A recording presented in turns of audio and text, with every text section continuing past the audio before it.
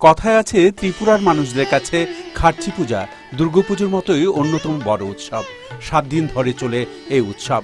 আগে এই উৎসব শুধুমাত্র উপজাতিদের কাছে জনপ্রিয় থাকলেও বর্তমানে সব সম্প্রদায়ের মানুষই এই উৎসবে যোগদান করছে। 14 জন দেবতার পুজো হয়।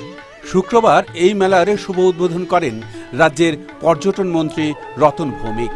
রবিবার ঐতিহ্যবাহী খার্চি মেলা ঘুরে দেখলেন বিজেপির রাজ্য সভাপতি বিপ্লব দেব। নিউজ ভ্যানগার্ডের প্রতিনিধি শুভম ধরের মুখোমুখি হয়েছিলেন তিনি। বলেন যে ভগবানের কাছে এই প্রার্থনা করলাম ত্রিপুরা রাজ্যের যাতে সমৃদ্ধি হয়।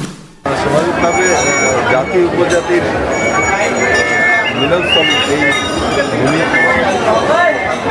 মায়ের সঙ্গে সঙ্গে এই ভূমিও জাতি উপজাতিকে দেখলে বোঝা আমাকে বলতে হয় না, প্রত্যেকটি ত্রিপুরাবাসী বিশেষত এই যে খার্চি পূজা করা হয় সেটা ত্রিপুরার ভূমির জন্য করা হয়, ফসলের জন্য করা হয়, সমৃদ্ধির জন্য করা হয়।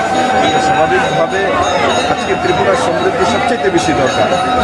নজওয়ানদের চাকরি নেই, ত্রিপুরার আর্থিক উন্নয়ন নেই, তো সমৃদ্ধির জন্য আজকে সবাই জাতি ভেদের সবাই মিলে করছি, আমরা পূজা করছি।